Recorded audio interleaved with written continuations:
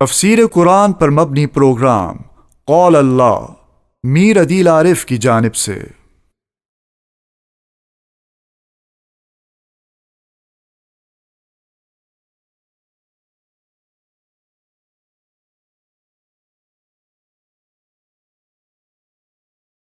بسم اللہ الرحمن الرحیم۔ پروگرام قول اللہ میں آج ہم انشاءاللہ سورہ توبہ کا 11واں رکوع ترجمے اور تفسیر کے ساتھ پڑھیں گے۔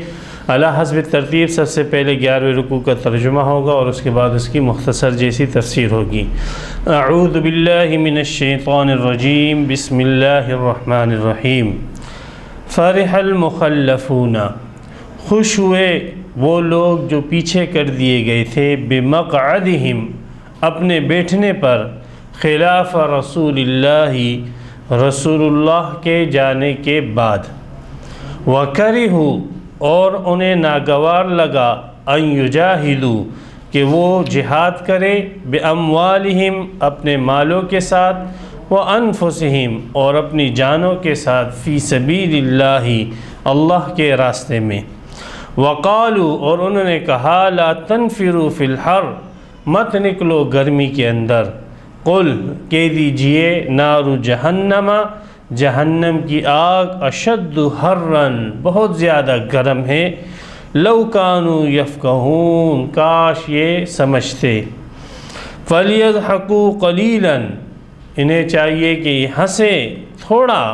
ولیبکوا کثیراً، اور انہیں چاہیے کہ روئے بہت زیادہ، جزاء بما كانوا یکسبون، بدلہ ہے اس کا جو یہ انہوں نے کمایا تھا۔ فَإِن رَجَعَكَ اللَّهُ، پس اگر اللہ لوٹا دے تجھے، إِلَىٰ طَائِفَةٍ مِّنْهُمْ، ان میں سے ایک جماعت کی طرف، فَاسْتَأْذَنُوكَ لِلْخُرُوجِ، پس اجازت مانگے تجھ سے نکلنے کے لیے، فَقُلْ، کہہ دیجئے، لَن تَخْرُجُوا مَعِيَّ أَبَدًا،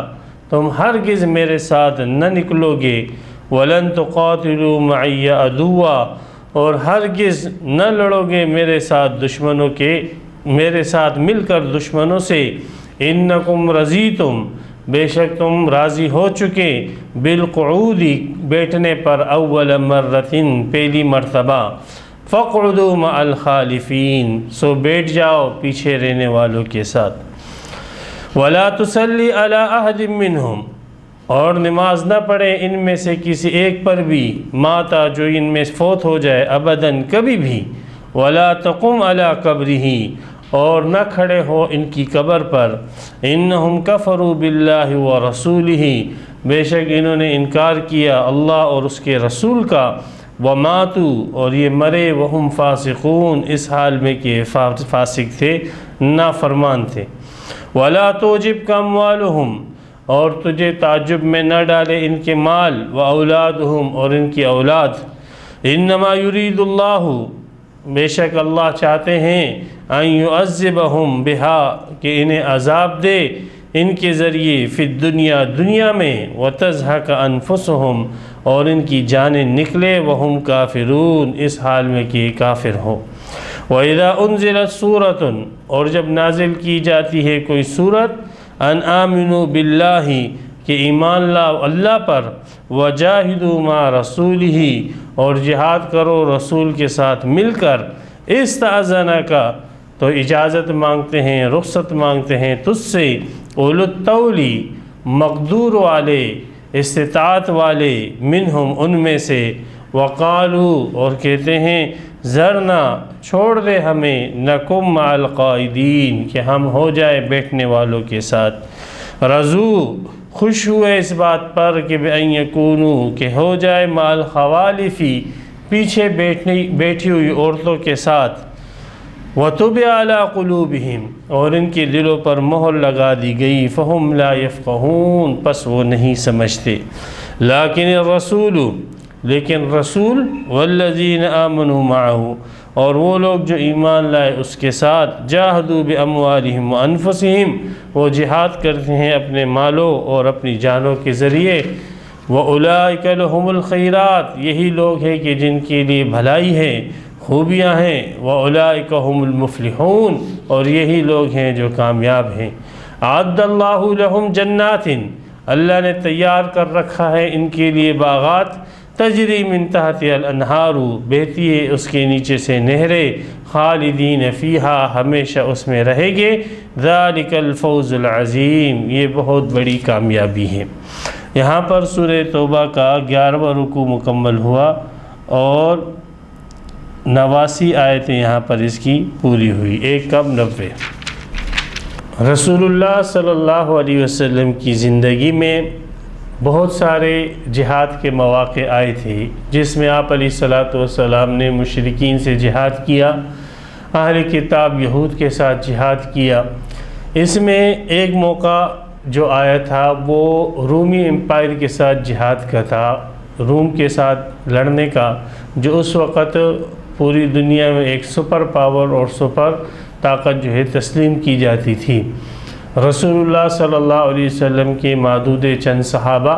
یہ چند نفر تھوڑے سے افراد جو ہے یہ پوری بڑی سپر پاور کے ساتھ لڑنے جا رہے تھے۔ تو یہ موقع جو ہے بڑی سختی کا موقع تھا، اور یہ وہ جنگ تھی جو کہ باقاعدہ ایک حکومت کے ساتھ تھی، اور باقاعدہ ایک ایسی فوج کے ساتھ تھی جو تربیت یافتہ فوج تھی، اور اس جہاد کا نام اور اس غزوے کا نام غزوہ تبوک تھا۔ تو اس موقع پر چاہیے یہ تھا کہ مسلمان جو رسول اللہ صلی اللہ علیہ وسلم کے ساتھ اعلاء کلمت اللہ کے مشن میں شریک تھے،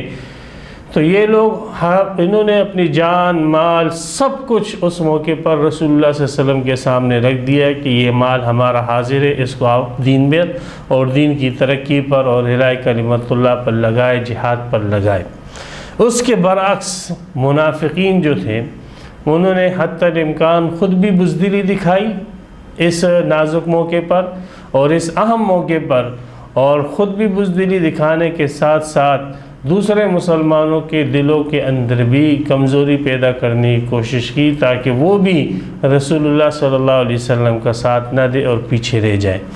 تو چونکہ معاملہ بڑا نازک تھا اور یہ جنگ اور جنگوں کی بنسبت ایک انتہائی اہمیت کی حامل تھی، اس لیے ان لوگوں کے ساتھ اس جنگ کی واپسی پر بڑا سخت برتاؤ رکھا گیا کہ ایسے نازک موقع پر جب آپ نے ہم مسلمانوں کا ساتھ نہ دیا تو ہمیں تم لوگوں کے ساتھ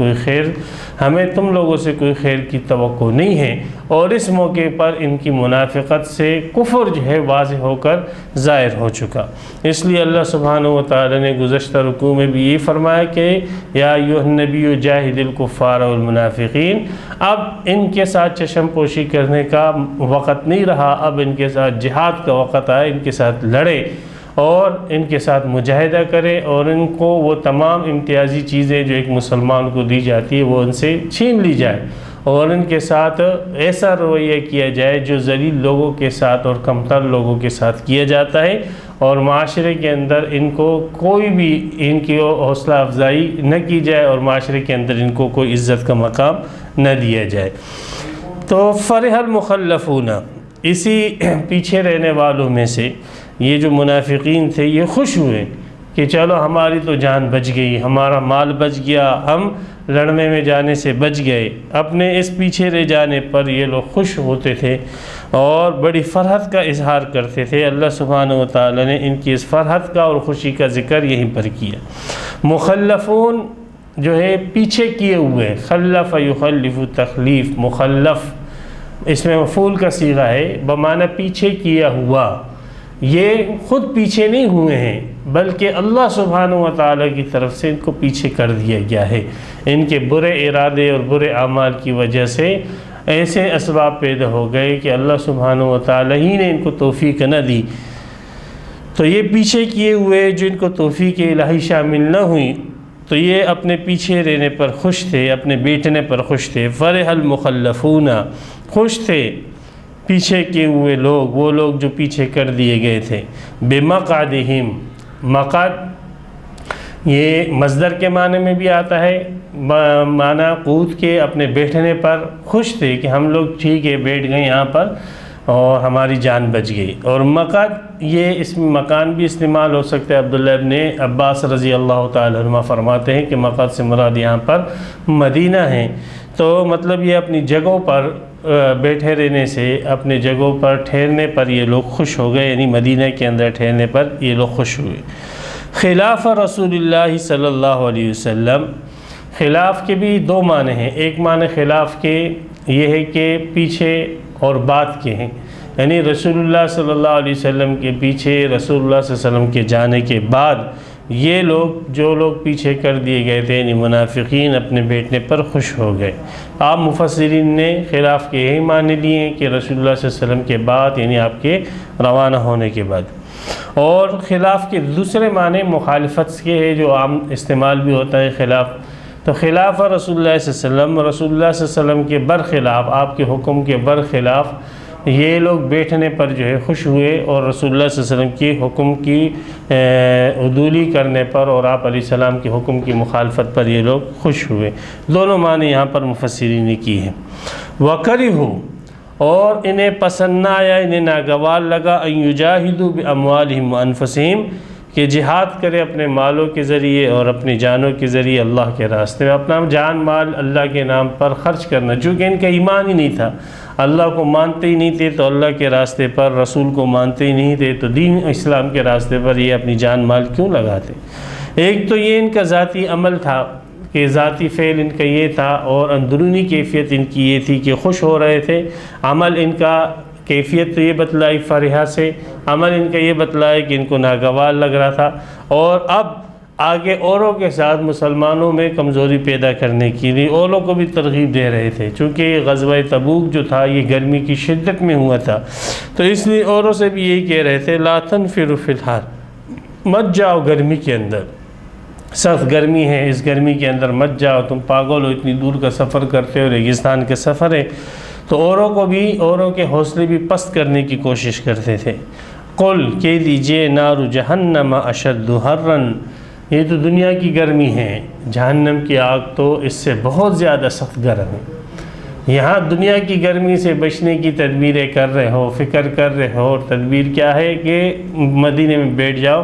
تدبیر کیا ہے کہ رسول اللہ صلی اللہ علیہ وسلم کی مخالفت کر لو، لیکن جہنم کی آگ سے بچنے کی کوشش نہیں کر رہے ہو، جو دنیا کی آگ سے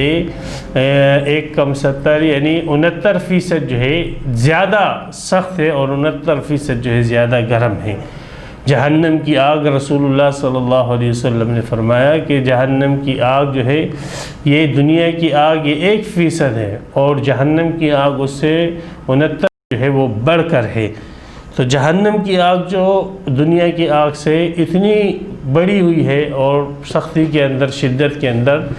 عقل کا تقاضا اور سمجھ کا تقاضا تو یہ تھا کہ رسول اللہ صلی اللہ علیہ وسلم کی اتباع اور پیروی کر کے اپنے آپ کو جہنم سے بچاتے، لیکن تم نے رسول اللہ صلی اللہ علیہ وسلم کی پیروی کی مخالفت کر کے، آپ علیہ الصلوۃ والسلام کی نافرمانی کر کے، تم نے دنیا کی گرمی سے تو اپنے آپ کو بچانے کا انتظام کیا، لیکن آخرت کی جہنم کی آگ کو مول لیا۔ یہ تو ایسے ہوا جیسے ایک آدمی جو ہے بارش سے بچنے کے لیے پرنالے کے نیچے کھڑا ہو جائے۔ تو تم نے تو بڑی مصیبت اور بڑی آگ اور بڑی گرمی اپنے سر مونڈ لی۔ لو کانوا یفقہون، کاش ان کو سمجھ ہوتی، اگر ان میں سمجھ ہوتی، فقاہت ہوتی، تب یہ بات سمجھتے ہیں، اور تھوڑی سی مصیبت کو بڑی مصیبت کے دفعے کے لیے برداشت کرتے۔ اور یہ انسان کے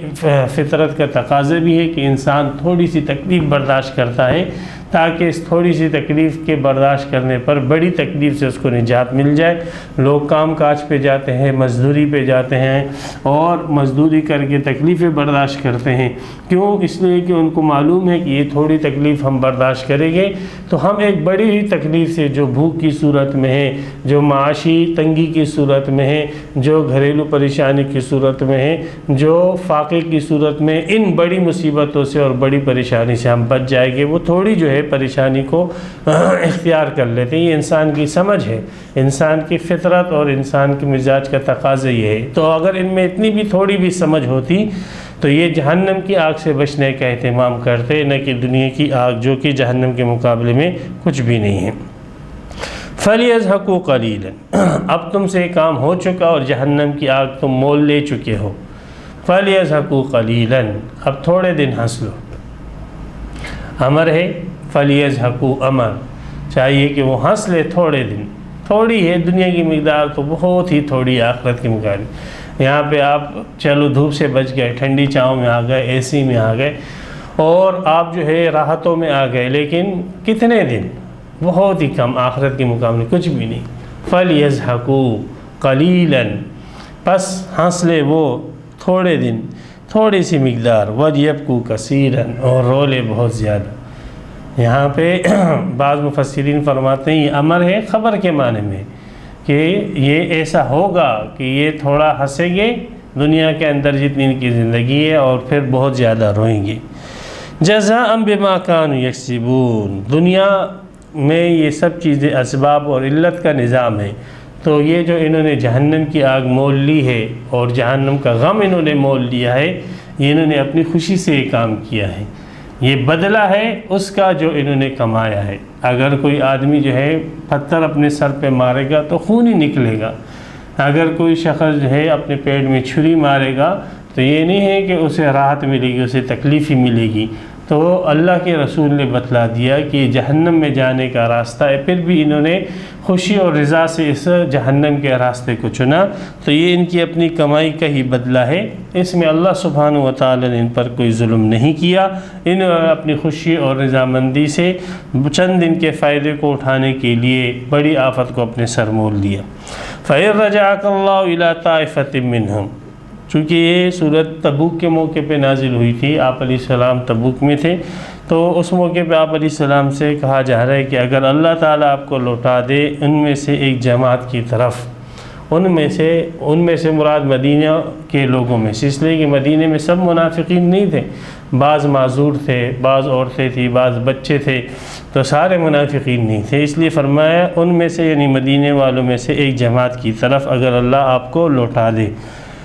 فَاسْتَأْذَنُوكَ لِلْخُرُوجِ، بس یہ جماعت آپ سے اجازت مانگے کہ اب ہمیں موقع دے جہاد میں نکلنے کا، بس اب ہم نکلیں گے، اب ہم جائیں گے۔ تو یہ ایسے ہی کرتے ہیں کہ جب بھی میدان ٹھنڈا ہو جاتا ہے اور لڑائی ختم ہو جاتی ہے،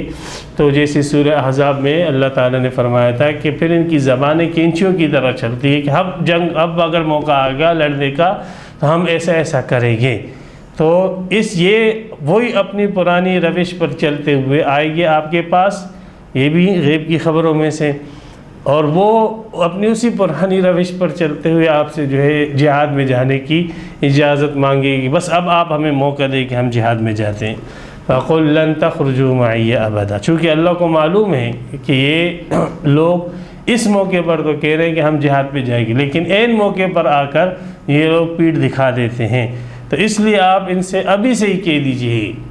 کہ تمہاری ہمیں کوئی ضرورت نہیں، کسی موقع پر بھی تمہاری ضرورت ہمیں نہیں پڑی تھی، تمہیں جو لے جانے کی ہم ترغیب دیتے تھے اور ساتھ چلنے کی بات کرتے تھے وہ تمہارے ہی فائدے کے لیے کرتے تھے،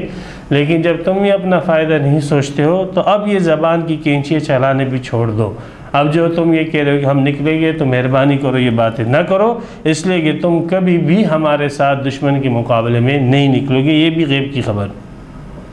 تو یہ بھی نبی اکرم صلی اللہ علیہ وسلم کی نبوت پر بڑی دلیل ہے۔ آپ علیہ السلام خبر دے رہے ہیں لن تخرجوا معی ابدا، تم لوگ ہرگز میرے ساتھ نہیں نکلو گے، ولن تقاتلوا معی عدوا، اور ہرگز میرے ساتھ مل کر دشمنوں کا مقابلہ نہیں کرو گے۔ یہ غیب کی خبر ہے، مستقبل کی خبر۔ تو اب آپ علیہ السلام نے یہ بات فرما دی،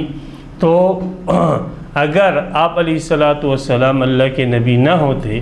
تو یہ لوگ اس بات کو جھوٹا ثابت کر دیتے اور آپ علیہ السلام کے ساتھ نکل جاتے جہاد میں، کسی جہاد میں تو چلے جاتے، اور جا کر جو ہے یہ ثابت کر دیتے کہ دیکھو یہ آیت کا جو مفہوم تھا اور اس آیت کا جو مقصد تھا وہ ہم نے غلط ثابت کر دیا۔ لیکن یہ غیب کی خبر تھی اور ویسے ہی ہوا جیسے رسول اللہ صلی اللہ علیہ وسلم کو اللہ تعالی نے بتلایا تھا اور آپ نے اس کا اعلان کیا۔ پھر اس کے بعد کوئی بھی منافق آپ علیہ السلام کی رفاقت میں جہاد کے لیے نہیں گیا۔ انکم رضیتم بالقعود، تم لوگ راضی ہو چکے تھے بیٹھنے پر پہلی مرتبہ ضرورت تھی تبوک کے موقع اس پر تم لوگ راضی تھے پیچھے، فقعدوا مع الخالدین، اب بیٹھ جاؤ پیچھے بیٹھنے والوں کے ساتھ، جو معذورین ہیں تم بھی انہی کے ساتھ بیٹھے رہو، تمہاری ہمیں کوئی ضرورت نہ تھی، نہ ہے اور نہ ہوگی۔ وَلَا تُصَلِّ عَلَىٰ أَحَدٍ مِّنْهُمْ مَاتَ أَبَدًا، اب ان کے ساتھ دنیا کے اندر بھی کوئی اعزاز کا معاملہ نہ ہو، اور جب یہ مر جائے تو بھی ان کے ساتھ جو ہے کوئی اعزاز اور تکریم کا معاملہ نہ ہو جیسے عام مسلمانوں کے ساتھ کیا جاتا ہے۔ لہذا ایسے منافقین کی نماز جنازہ آپ نہ پڑھائیں، کوئی اور پڑھاتا ہے پڑھائے، آپ ان کی نماز جنازہ نہ پڑھائیں اور نہ ان کی قبر پر کھڑے ہو، یعنی نہ تجہیز و تکفین کریں، نہ ان کے لیے دعا کریں۔ اس آیت کے شان نزول میں بخاری شریف کی ایک حدیث ذکر کی جاتی ہے کہ حضرت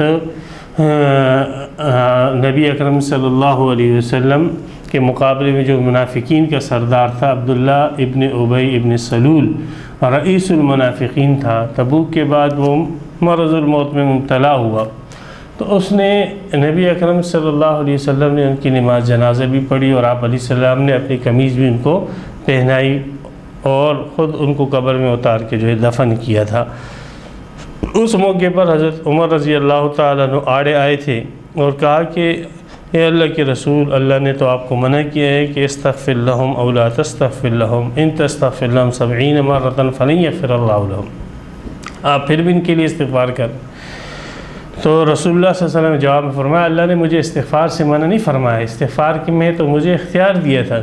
اللہ نے کہا کہ میں مغفرت نہیں کروں گا، آپ کے یہ استغفار جو ہے ان کو فائدہ نہیں دے گا، تو میرا کام ہے استغفار کرنا، اللہ کی مرضی ہے چاہے اللہ معاف کرے یا اللہ معاف نہ کرے۔ تو رسول اللہ صلی اللہ علیہ وسلم کے نظر جو ہے تخیر کے اوپر تھی، اختیار کے اوپر تھی، اور حضرت عمر رضی اللہ تعالیٰ عنہ کی نظر اللہ کے قول پر تھی کہ اللہ ان کو معاف نہیں کرے گا۔ تو بہرحال حضرت عمر رضی اللہ تعالیٰ عنہ آڑے آئے، رسول اللہ صلی اللہ علیہ وسلم نے حضرت عمر کو ہٹایا اور نماز جنازہ پڑھی۔ پھر اس کے بعد یہ آیت نازل ہوئی کہ آپ ان میں سے کسی پر بھی کسی کی نماز جنازہ نہ پڑھیں۔ تو یہاں پر ایک سوال اٹھایا جاتا ہے کہ رسول اللہ صلی اللہ علیہ وسلم نے اس رئیس المنافقین کی نماز جنازہ کیوں پڑھی اور آپ علیہ السلام نے اپنی قمیض اس کو کیوں دی؟ تو اس کا جواب ان بعض روایتوں سے ملتا ہے، جیسے امام راضی رحمۃ اللہ علیہ نے ذکر کیا ہے کہ، اور ابن کثیر نے بھی اس کو ذکر کیا ہے کہ آپ علیہ السلام سے نماز جنازہ پڑھانے کی خواہش خود اسی عبداللہ ابن ابی منافق نے کی تھی، اور آپ علیہ السلام سے قمیض کی فرمائش بھی خود اسی نے کی تھی۔ تو اس سے یہ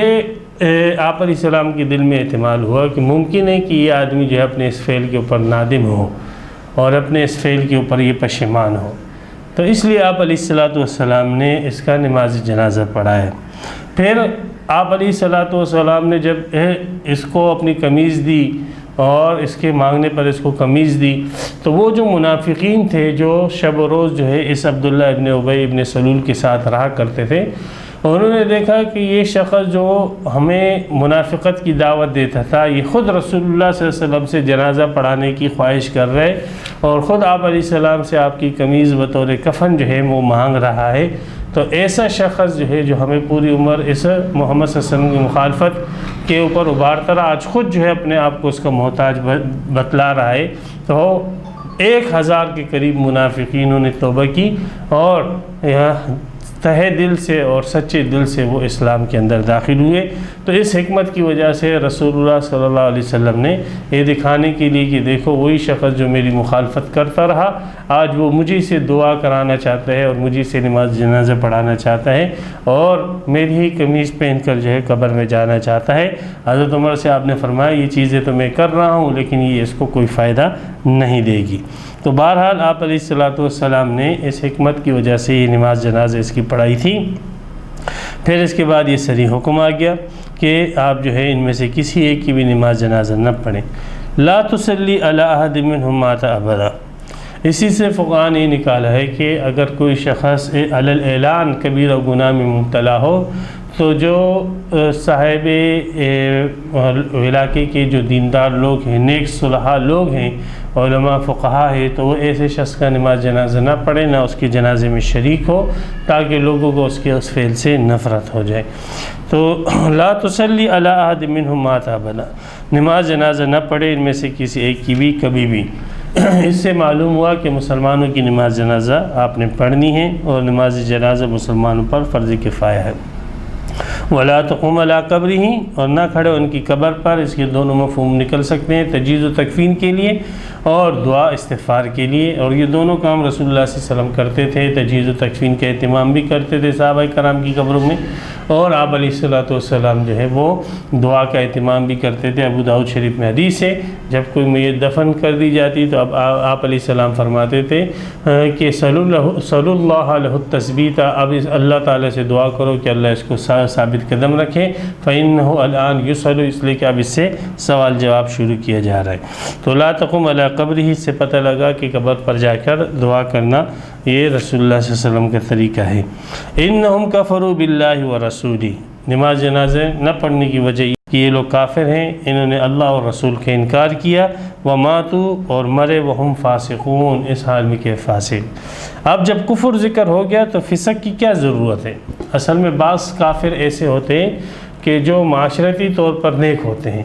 جو لوگوں کے ساتھ اچھا برتاؤ کرتے ہیں، سچ بولتے ہیں، اچھی باتیں کرتے ہیں، لیکن بعض کافر ایسے ہوتے ہیں جو معاشرتی طور پر بھی برے ہوتے ہیں، لوگوں کو اذیت دیتے ہیں، جھوٹ بولتے ہیں، غیبتیں کرتے ہیں، تفرقہ پھیلاتے ہیں۔ تو یہ منافق اس قسم کے کافر تھے کہ یہ کافر تو تھے ہی تھے، لیکن اس کے ساتھ معاشرتی بیماریاں بھی ان کے اندر بطور عتم موجود تھی۔ وہم فاسقون کے اندر اس معاشرتی بیماریوں کو ذکر کیے گئے۔ ولا تعجبک اموالہم واولادہم، اور آپ کو تعجب میں نہ ڈالے ان منافقین کا مال اور ان کی اولاد۔ انما یرید اللہ، کہ ان کے پاس اتنا مال ہے، اتنے اولاد، تو مال اور اولاد کی کثرت یہ اللہ کی رضامندی کی دلیل نہیں ہے۔ جیسے لوگ کہتے ہیں ہاں اللہ کا شکر ہے، بہت بڑا کرم ہے اللہ کا مجھ پر کہ اللہ نے مجھے اتنا مال، ٹھیک ہے وہ نعمت ہے، لیکن اگر ایمان عمل صالح کے ساتھ یہ چیزیں ملے تب یہ نعمت ہے، ورنہ یہ اللہ کی پکڑ کا ذریعہ ہو سکتا ہے، استدراج ہو سکتا ہے۔ مال کی کثرت، اولاد کی کثرت اگر ایمان عمل صالح کے ساتھ ہے بے شک یہ نعمت ہے، اور اگر مال اور اولاد کی کثرت یہ ایمان عمل صالح کے بغیر ہے یا عمل صالح کے بغیر ہے تو یہ استدراج کا ذریعہ بن سکتا ہے۔ تو اس لیے مال اور اولاد جو ہے کامیابی کی نشانی نہیں ہے۔ اللہ تعالی نے اپنے دشمنوں کو بھی مال دیا تھا، بہت زیادہ دیا، تو آپ کو تعجب میں نہ ڈالیں ان کے مال اور ان کے اولاد۔ انما یرید اللہ ان یعذبہم بہا فی الدنیا، اللہ تعالیٰ چاہتا ہے کہ ان کو عذاب دے انہی کے ذریعے دنیا کے اندر، دنیا میں انہی کے غم میں اللہ مبتلا کرے، کبھی ایک بیٹے کا مسئلہ، بیٹی کا مسئلہ، کبھی جو ہے کاروبار میں ایک مسئلہ، کبھی دوسرا مسئلہ، دن رات کو بیچارے سو جاتے ہیں لیکن ان کا ذہن جو ہے اسی چکروں میں پڑا رہتا ہے، اور ذہن ان کا سوتا ہی نہیں ہے، ذہن دو چار بنانے کی فکر میں صبح ہو جاتی ہے لیکن ان کو ذہن کی نیند ہی نہیں آتی، اتنے پریشان رہتے ہیں۔ یہی مال اور اولاد جو ہے ان کے لیے وبال جان بن جاتے ہیں، گولیاں کھا کے جو ہے ان کے معدے خراب ہو جاتے ہیں لیکن نیند اور سکون نہیں آتی۔ وَتَزْهَقَ أَنفُسُهُمْ كَافِرُونَ، چونکہ اسی میں مبتلا رہتے ہیں پوری عمر، دو چار کے اندر، تو اپنے نفس کی اصلاح کی طرف متوجہ نہیں ہوتے ہیں، تو اسی حال میں ان کی جان نکلے اور اس حال میں کہ یہ لوگ کافر ہوں۔ وَإِذَا أُنزِلَتْ سُورَةٌ، جب کوئی صورت نازل کی جاتی ہے، ان آمنوا باللہ، اور اس میں صورت سے مراد یا مکمل صورت یا صورت کا کوئی جز، تو مکمل صورت کا اوپر اس کا اطلاق حقیقت ہے اور جز کے اوپر اس کا اطلاق مجازن ہے، دونوں یہاں پر مراد ہو سکتے ہیں۔ تو جب کوئی صورت نازل کی جاتی ہے جس کا مضمون یہ ہوتا ہے کہ ان آمنوا باللہ، ایمان لاؤ اللہ پر، وجاہدوا مع رسولہ، اور اس کے رسول کے ساتھ مل کر جہاد کرو، استاذنک اولو الطول منہم، تو اس میں جو مالدار لوگ ہیں یہ آ کر فوراً آپ سے اجازت، ہٹے کٹے ہیں، بھلے ماس ہے اور ٹھیک ٹھاک ہے، لیکن آ کر آپ سے اجازت کہ ہم جو ہے جہاد میں نہیں جا سکتے ہیں۔ بھئی آپ جہاد میں نہیں جا سکتے ہو لیکن اپنا مال تو لگا سکتے ہو، لیکن ایسے جو ہے اللہ تعالیٰ نے کہ دلوں پر مہر لگائی کہ نہ اپنی جان لگاتے ہیں نہ اپنا مال لگاتے ہیں۔ وقالوا، اور کہتے ہیں ذرنا نکن مع القاعدین، ہم معذورین میں ہیں، ہمارا عذر ہے، ہمارا تقاضا ہے، اور آپ ہمیں چھوڑ دیں تاکہ ہم پیچھے بیٹھے ہوئے لوگوں میں سے ہو جائے، معذورین کے ساتھ بیٹھے رہیں یہاں پر۔ رضوا بأن یکونوا مع الخوالف، ان کی پستی کا یہ حالت ہو گیا اور ان کی جو عزت نفس کی یہ حالت ہو گئی جہاد کے ڈر سے کہ وہ جو ایک انسان میں اور ایک مرد کے اندر جو فطری طور پر خوبیاں ہوتی ہے، یہ ان خوبیوں کو بھی چھوڑنے پر تیار ہو گئے۔ جیسے ایک مرد کے اندر شجاعت ہوتی ہے، ایک مرد کے اندر دلیری ہوتی ہے، ایک مرد کے اندر جو ہے بردباری ہوتی ہے، ایک مرد کے اندر ایک وقار ہوتا ہے، ایک سکینہ ہوتا ہے، اور اپنی ایک عزت نفس ہوتی ہے، اس قسم کی 10 خوبیاں ایک مرد کے اندر ہوتی ہیں، تو یہ اس خوبیوں سے بھی ہاتھ دھونے کو تیار ہیں اور کہتے ہیں خوبیاں بھی آپ ہماری چھوڑ دو، آپ ہمیں ذلیل کرو، آپ ہمیں کمینہ کہو، آپ ہمیں جس قسم کی ذلت میں مبتلا کرتے ہو مبتلا کر لو، ہمیں چوڑیاں پہنا دو، ہمیں عورتوں کے کپڑے پہنا دو، ہمیں عورت بنا دو، لیکن خدا کے لیے آپ ہماری جان بخش دو۔ جب اس پستی پہ انسان آ جاتا ہے، اس گھٹیا پن پہ انسان آ جاتا ہے کہ وہ اس مسلمان کے اوصاف تو چھوڑو، ایک مرد کے جو اوصاف ہوتے ہیں اور جو اعزازات ہوتے ہیں وہ جان بچانے کے لیے ان اعزازات کو بھی چھوڑنے پر تیار ہو جاتا ہے، تو ایسے آدمی کے اندر خیر کیا ہوگا؟ تو راضی ہو گئے اس بات پر کہ یکون مع الخوالف، کہ ہو جائے پیچھے بیٹھی ہوئی عورتوں کے ساتھ، پیچھے رہنے والی عورتوں کے ساتھ ان کا ملنا اور پیچھے رہنے والی عورتوں کے ساتھ ان کا عشر ہونا اور ان کی گنتی میں شمار ہونا، عورت بننا ان کو جو ہے یہ تو گوارا ہوا، لیکن اللہ کے راستے میں تلوار اور اسلحہ اٹھانا ان کو گوارا نہیں ہوا۔ انہوں نے وہ مردانگی کو بھی جو ہے پس پش ڈال دیا۔ یہ اتنے اپنی جانوں کی جو ہے پیچھے اور اپنی زندگی کے پیچھے جو ہے پڑنے والے لوگ ہیں کہ ہمیں موت نہ آئے اگر ہمیں عورت کیوں نہ بنا دیا جائے۔ وَطُبِعَ عَلَىٰ قُلُوبِهِمْ، اس کی وجہ یہ بنی ہے کہ ان کی اس بدعملی کی وجہ سے اور اپنی جان کے ساتھ محبت کی وجہ سے ان کی دلوں کے اوپر مہر لگا دی گئی۔ اب مہر لگا دینے کی اثرات یہ ہوئے کہ جان کے ساتھ محبت، زندگی کے ساتھ محبت نے ان کو اتنا پست کر دیا کہ ایک عام مرد اور ایک عام جو کافر مرد ہوتا ہے اس کے معیار سے بھی یہ گر گئے۔ فَهُمْ لَا يَفْقَهُونَ، ان میں کوئی سمجھ نہیں، اب یہ سمجھتے ہی نہیں، ان کی سمجھ ہی بیکار ہو گئی، معطل ہو گئی اس مہر کی وجہ سے۔ لیکن الرسول، لیکن مردوں کی اور پھر مردوں میں مسلمانوں کو اور ایمان والوں کی اور انبیاء کی شان یہ ہے کہ رسول اور جو ان کے ساتھ ہیں ایمان والے، جو بھی ان کی کلمہ پڑھنے والے ہیں، جو بھی ان کے ساتھ اس مشن کے اندر شریک ہیں، والذین آمنوا معہ کا جملہ عام ہے، صحابہ کرام کو بھی شامل ہے اور صحابہ کرام کے بعد جتنے لوگ جو پیغمبر کے ساتھ ہیں، آج اگر ہم ہیں تو رسول اللہ صلی اللہ علیہ وسلم کے ساتھ ہیں، معیت ہماری پیغمبر علیہ السلام کے ساتھ نظریات میں، اعتقاد میں، آپ کے مشن کے اندر ہے، ہمیں مشن کی معیت حاصل ہے رسول اللہ صلی اللہ علیہ وسلم کے ساتھ، تو معاو رسول صحابہ کرام کو جسم کی معیت بھی حاصل تھی اور مشن کی معیت بھی حاصل تھی، اور بعد کے مسلمانوں کو مشن کی معیت حاصل ہے۔ تو یہ آیت یہ صحابہ کرام کی فضیلت تو ہے ہی ہے، اور اس کے ساتھ بعد میں آنے والے لوگوں کی بھی فضیلت ہے جو رسول اللہ صلی اللہ علیہ وسلم کے ساتھ مشن کی معیت رکھتے ہیں۔ تو آپ علیہ السلام کے ساتھ ہونے والے لوگوں کی نشانی یہ ہے کہ جاہدوا باموالہم وانفسہم، وہ جہاد کرتے ہیں، اپنا مال بھی لگاتے ہیں اعلاء کلمت اللہ میں اور اپنی جان بھی لگاتے ہیں۔ وَأُولَٰئِكَ لَهُمُ الْخَيْرَاتُ، ایسے ہی لوگوں کے لیے خوبیاں ہیں، اچھائیاں ہیں۔ وَأُولَٰئِكَ هُمُ الْمُفْلِحُونَ، اور یہی لوگ ہی کامیاب ہیں۔ کامیابی صرف انہی لوگوں کے ساتھ خاص ہے جو رسول اللہ صلی اللہ علیہ وسلم کے ساتھ مشن میں شریک ہیں اور پھر اس مشن کی ترویج کے لیے اپنے جان اور مال کو لگاتے ہیں۔ یاد رکھیں کامیاب صرف اور صرف یہی لوگ ہیں۔ اولئک هم المفلحون،